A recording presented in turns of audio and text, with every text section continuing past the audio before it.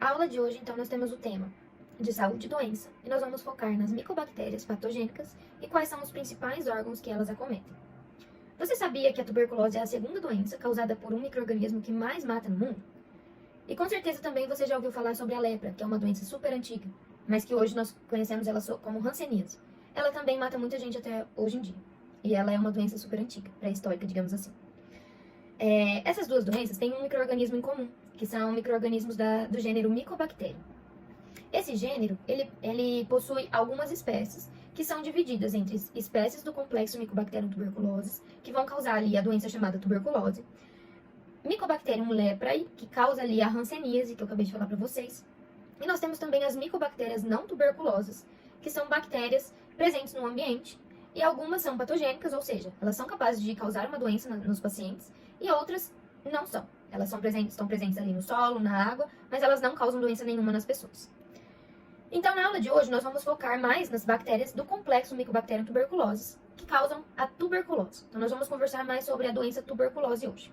Essa doença, ela é transmitida via respiratório, ou seja, pessoas que estão doentes, possuem a tuberculose, possuem o bacilo no seu organismo, que essa bactéria, então, Mycobacterium tuberculosis, que é a que mais causa a tuberculose, além de outras bactérias do complexo, elas são em formato de bacilos, e as pessoas que possuem esses bacilos no seu organismo podem transmitir via aérea para outras pessoas. Então, através da inalação de gotículas, que são expelidas ali por essa pessoa durante a fala, durante a tosse ou durante o espirro de uma pessoa contaminada, pode ali transmitir para uma pessoa saudável.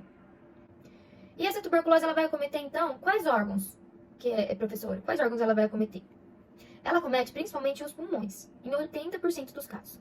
Mas ela também pode ser de forma extrapulmonar, ou seja, atingir os órgãos que não seja o pulmão. Nós temos, por exemplo, a tuberculose miliar, que é uma tuberculose hematogênica generalizada, ou seja, ela vai acontecer no sangue dos pacientes. Então, milhares de bacilos da tuberculose vão estar presentes na corrente sanguínea desse paciente e vão atingir ali ao longo do corpo desse paciente.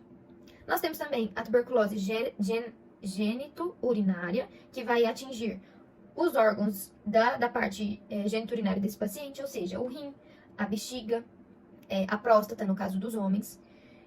Temos também a tuberculose meningea, que vai acometer as meninges do paciente. Ela acontece em crianças também, principalmente, que é uma tuberculose muito perigosa e muito difícil de tratar. Temos também, por exemplo, a tuberculose cutânea, que vai acometer a pele do paciente, tuberculose nos ossos e articulações, a gastrointestinal. Mas, como eu falei para vocês, a que mais acontece em 80% dos casos é a pulmonar. Então, ela vai acometer principalmente o pulmão do paciente. E como então que a gente faz o diagnóstico dessa doença? Como que a gente vai descobrir se a pessoa tem ou não esse bacilo? Então, para as formas pulmonares, o médico normalmente vai pedir ali uma radiografia do tórax desse paciente para ver se o pulmão está acometido. E, além disso, ele vai combinar com alguns testes microbiológicos que a gente vai fazer no laboratório. Vai mandar as amostras do paciente e vai pesquisar o bacilo na amostra desse paciente. Então, desses testes microbiológicos, nós temos, por exemplo, a baciloscopia, que nós fazemos a procura desse bacilo em lâminas couradas. Então, o paciente vai fazer, vai pegar a amostra do escarro desse paciente, né? Então, a gente vai fazer ali os procedimentos desse escarro e fazer a lâmina com esse escarro, fazer uma coloração que é diferente para as outras bactérias. Normalmente a gente faz aquela coloração de Gram, né? Não sei se vocês já ouviram falar. Mas para as micobactérias nós fazemos a coloração de Ziel-Nielsen, que é uma coloração diferenciada, porque esses bacilos são álcool ácido resistentes. Então a descoloração e a coloração dessa lâmina tem que ser feita com outros corantes. E nós vamos pesquisar então a presença desses bacilos courados ali no interior dessa lâmina. A presença de um bacilo, nós já podemos falar que essa lâmina está positiva e o paciente é positivo, então, para a tuberculose. Além disso, então, nós temos a cultura desse micro-organismo que pode ser feita. Normalmente ela é associada com a baciloscopia, então a gente faz a coloração de lâmina e também a cultura do escarro desse paciente para ver se cresce ou não bactéria nesse meio de cultura. Essa cultura, a gente deixa ela incubada em uma estufa para ver se há crescimento microbiano durante até 60 dias, para a gente falar se ela é realmente negativa ou se ela é positiva para o crescimento desse micro-organismo e que o paciente tenha tuberculose. Então, ela demora até um tempo para a gente liberar o laudo dessa cultura. Por isso que a gente faz em associação com a baciloscopia. Então, a gente lê a lâmina, procura os bacilos na lâmina e também faz a cultura. Além disso, é importantíssimo fazer o teste de sensibilidade aos antimicrobianos. Então, a gente testa os fármacos que normalmente são utilizados no tratamento, para saber se esse bacilo do paciente possui resistência a algum dos fármacos ou não, se ele é totalmente sensível. Porque daí, se ele for resistente, o tratamento vai ter que ser modificado e vão ter que ser combinados outros fármacos diferentes que esse bacilo não tenha resistência para que esse paciente tenha uma cura. Além disso, nós também temos os testes rápidos, moleculares. Esses testes são os mais sensíveis. Então, eles são os melhores porque eles vão conseguir diagnosticar se esse bacilo, se o gene desse bacilo, então como é molecular, a pesquisa é lá no gene, se esse bacilo possui gene de resistência para algum fármaco utilizado também no tratamento. Nós temos também o diagnóstico histopatológico, ou seja, é feito biópsia de alguns tecidos para descobrir se existe a presença do bacilo no tecido do paciente ou não. Então, é um diagnóstico mais invasivo, né? Porque vai ter que ali retirar um pedaço do tecido do paciente para fazer a realização dessa biópsia. E normalmente é feito no caso de tuberculoses extrapulmonares, que atingem outros tecidos que não são o pulmão. Então, qual que é o tratamento depois que a gente faz o diagnóstico e vê que os bacilos têm ou não resistências aos fármacos? Qual que é o tratamento preconizado pelo Ministério da Saúde aqui no Brasil para tratar essas pessoas que possuem essa doença? De maneira geral, ela é uma doença curável praticamente em todos os casos. É só a pessoa procurar ajuda para conseguir fazer o diagnóstico certo e diagnosticar que está com a doença e fazer o tratamento correto. E de maneira geral, é um tratamento de 6 meses. Dependendo se no diagnóstico o bacilo se apresentou resistência ou não, se ele é sensível aos fármacos. Se ele for sensível, o tratamento é de 6 meses.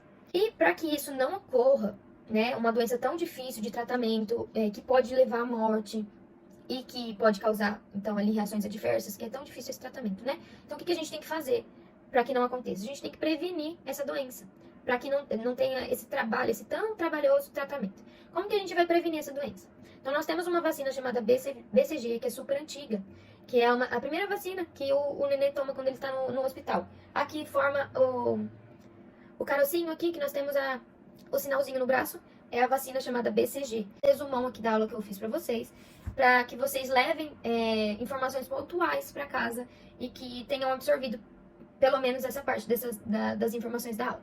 Então, as bactérias do complexo Mycobacterium tuberculose são as bactérias responsáveis por causar a tuberculose, que é uma doença pré-histórica, que está aqui até hoje em dia e mata milhares de pessoas do mundo inteiro. Ela acomete principalmente os pulmões, mas ela também pode acometer outros órgãos do paciente, que chamamos de tuberculose extrapulmonar. Então, os diagnósticos utilizados para diagnosticar essa doença são principalmente a baciloscopia, que é a visualização do bacilo nas lâminas coradas, a cultura desse micro-organismo, o teste de sensibilidade aos antimicrobianos, o teste rápido molecular, que vai detectar, então, resistências aos medicamentos presentes no gene desse bacilo, então é um teste genotípico, e os exames histopatológicos, que são as biópsias feitas com os tecidos do paciente. O tratamento, então, para bacilos sensíveis são durante 6 meses, utilizando a combinação de alguns fármacos.